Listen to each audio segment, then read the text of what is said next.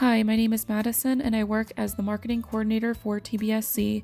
We are based in Basingstoke, UK, and also have offices in North America.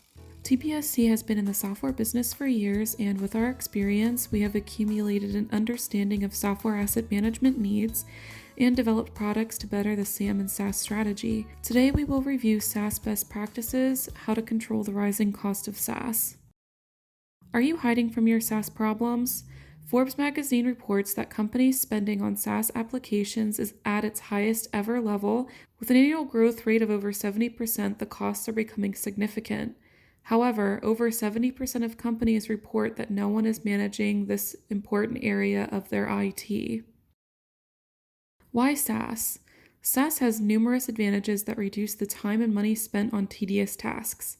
Some of these tasks include installing, managing, and upgrading software.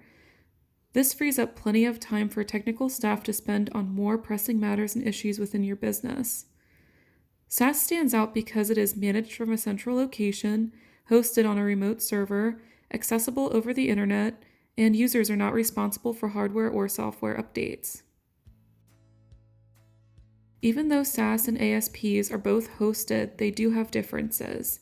ASPs host third-party software and have a client-server model, separate instances, separate updates and maintenance, increased cost to sale, similar cost structure to on-site, and are license-focused.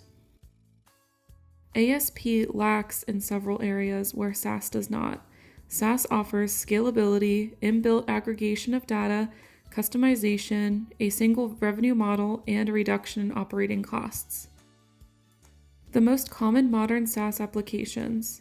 Today, SaaS is available across a wide range of industries. These companies address a range of different needs for organizations and the world. Here are the most common examples of SaaS applications: collaboration, communications and social, CRM, customer support, human resources, and many others. The vendor view: traditional licensing versus SaaS.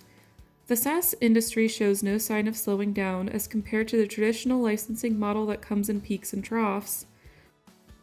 On-premise software requires a totally different setup with end users, usually involving the acquisition of additional hardware, data center resources, and admin or infrastructure tasks. SaaS uses the cloud, which is delivered online and runs on the vendor's infrastructure. This means there is no need for multiple versions of the software. Likewise, on-premise software is declining while cloud is on the rise.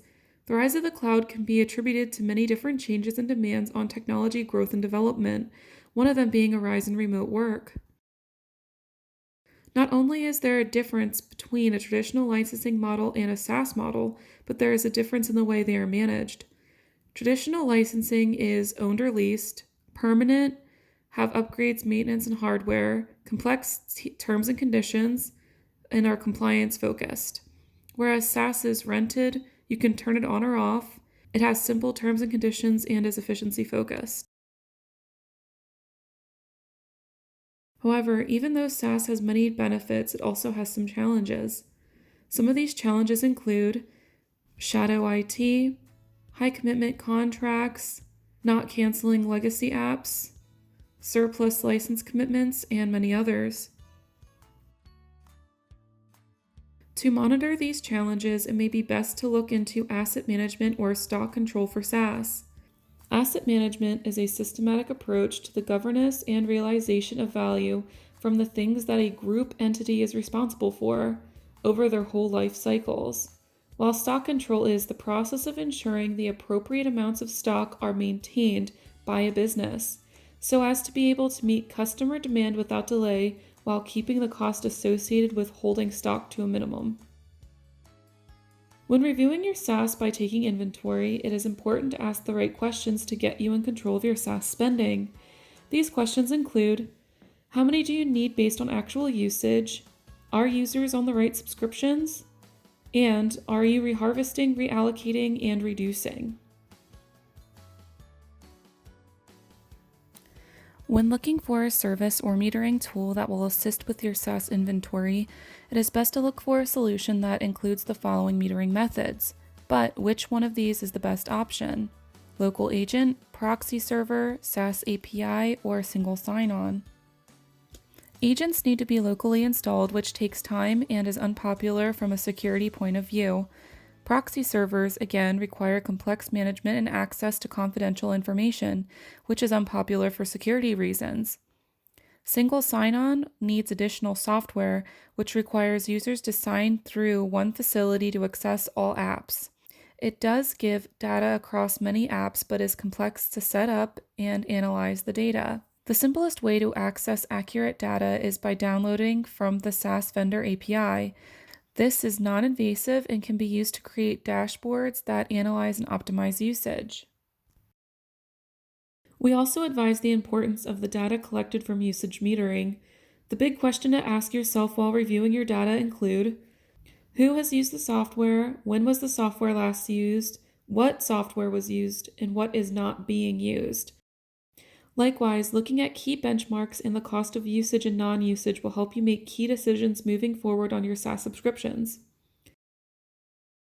Usually there are 3 different ways in order for you to optimize your SaaS subscriptions. These include reharvesting, which is taking one subscription and allocating to another user, downgrading, or taking a subscription and downgrading to a different subscription, or surplus, which shows non-use subscriptions that need to be allocated to your team. Sometimes when you are faced with a decision on how to save costs, you might realize that you're actually on a volume licensing EA model rather than a CSP model like Office 365 SaaS licensing, for example. With the EA, there is little flexibility and usually you will need to finish the contract before switching to CSP. However, CSP offers month-to-month flexibility which best fits with SaaS applications. You can make the switch from EA to CSP. Provide this info to your licensing provider for a quote.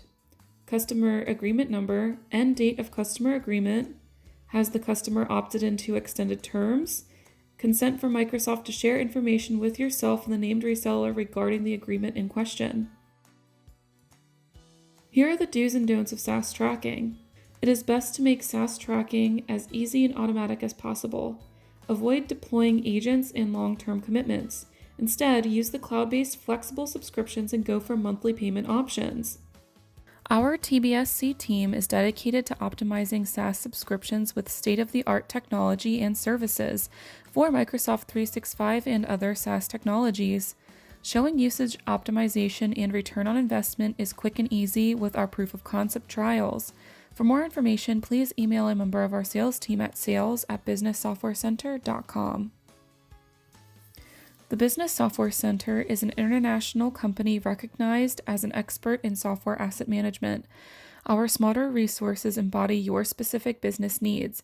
From discovery, inventory, usage, and migration, we have the smarter tools to get your business paying for the software you use and using the software you are paying for.